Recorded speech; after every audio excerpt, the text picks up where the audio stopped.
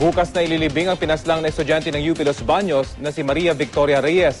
Ayon sa kaanak ng biktima, kahit unti-unti na raw nilang natatanggap ang pagkawala ng kanilang mahal sa buhay, sariwa pa rin sa kanilang alaala ang mapait niyang sinapit. May ulat on the spot si Bam Alegre. Bam? Rabi, ngayong Biyernes ang huling araw ng burol ng pinaslang na UPLB student na si Maria Victoria Reyes. Mapait man ang sinapit ng biktima, unti-unti nang tinatanggap ng kanyang mga magulang ang nangyayari sa kanyang trahedya. Gayunman, hustisya pa rin ang kanilang sinisigaw. Hindi pa rin malimutan ng ama niyang si Mang Chito Reyes ang mga huling sandali ni Vicky. Naabutan pa kasi niyang buhay ang anak na si Victoria sa crime scene. Nadala pa siya sa ospital at ilan sa mga huling sinabi raw ni Vicky ang tatay, wala na ako makita. Lunes ng hapon nangyari ang krimen at walang pasok si Vicky kaya nasa bahay lang siya sa Biñan, Laguna.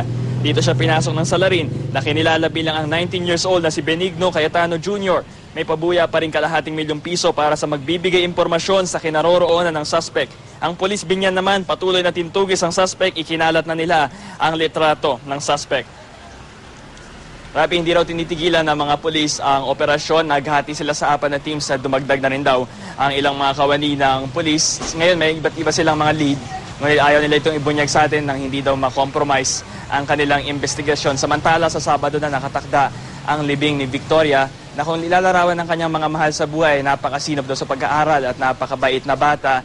At ambisyon daw nito maging isang architect. Ito yung plano niyang ipursige yung kurso pagkatapos niya tapusin yung kanyang kurso na agriculture sa UP Los Baños. At ayon sa kanyang ilang mga kaibigan naman, napakagaling daw gumuhit ito. Sa katunayan, dito sa kanyang burol, nakadisplay ang dalawa sa kanyang iniwang obra.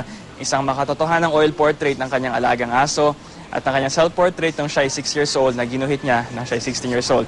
Yan ang latest dito sa Biñan, Laguna. Balik sa'yo, Rafi. Maraming salamat, Bam Alegre.